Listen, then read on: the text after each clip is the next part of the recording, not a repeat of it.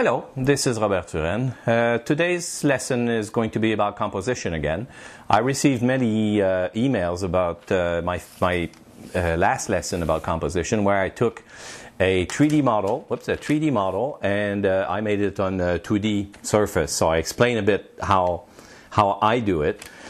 And I got a few emails saying, well, what happens if you use a bigger piece of paper, a smaller piece of paper? What happens if you change format, if you want to put it off-center or something?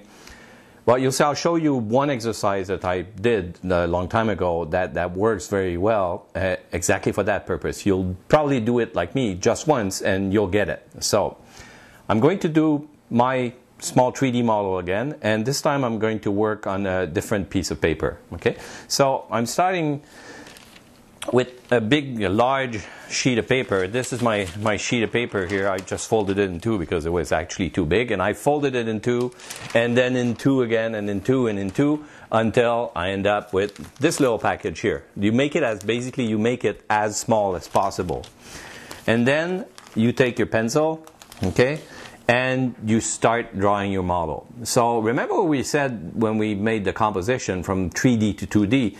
We said you go from your model and you want to keep basically the same proportions on your paper. So for me, from where I'm sitting, when I look at my model, it's about half of it is the trunk and head and shoulders and all that, and about half of it is the legs.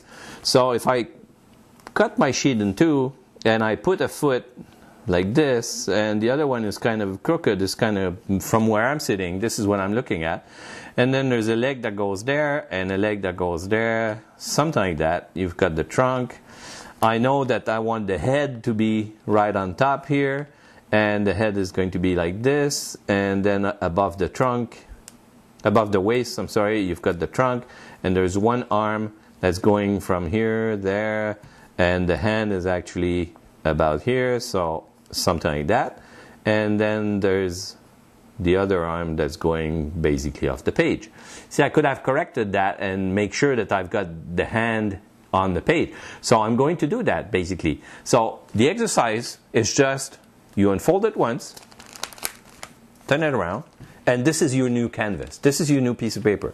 So it's very easy to spot the middle because it's right where there's a fold in the paper. And you do it again. Well, this time we want the hand, this hand, the left hand of my model, to be in the picture. So it's going to be about here. So if this goes here, well, you can see that the body is going to be off-center a bit. So I'm going to have like kind of the waist here, and the trunk is going to be there, and the head is here, and the arm is right there, and the other hand is right here.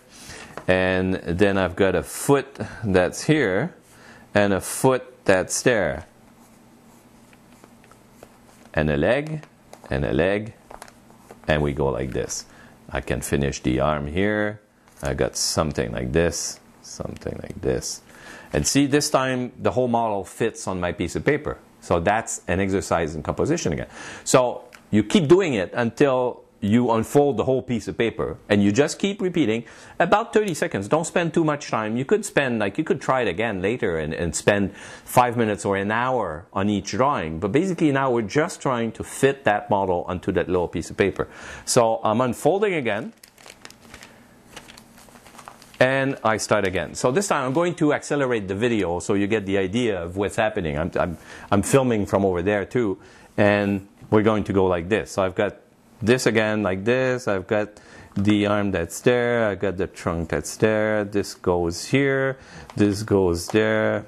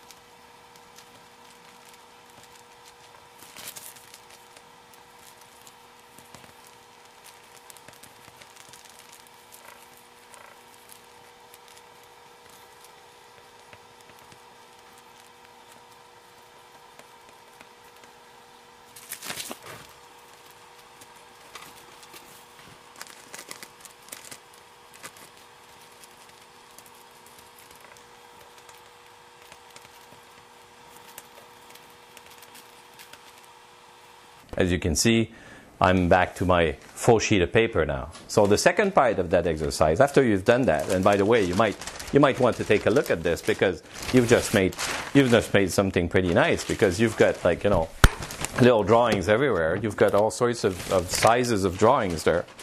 Let's put this aside. Start from the big sheet and do it over again. So again, same kind of technique that we used in the first lesson.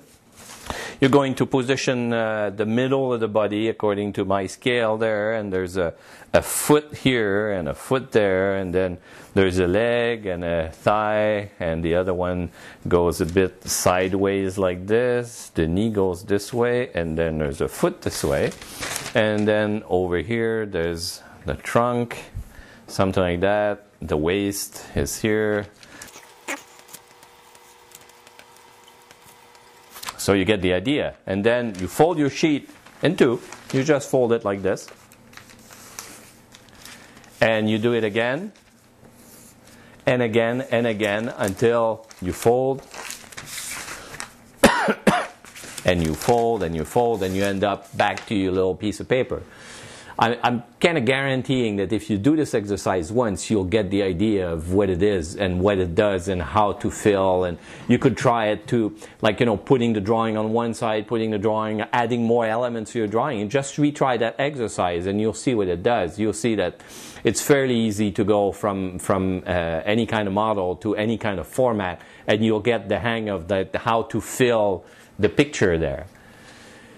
This is Robert Turenne, and you can get more on the address that's at the bottom of your screen there, and you'll see the rest of my blog. You can go in iTunes, or you can go in Miro and get a feed and get the episodes as soon as they come.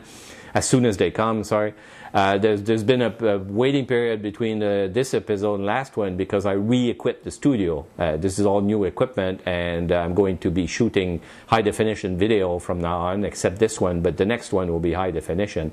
And I'll upload the low definition videos, but if on request, I can supply the high definition videos on the DVD if people ask for it.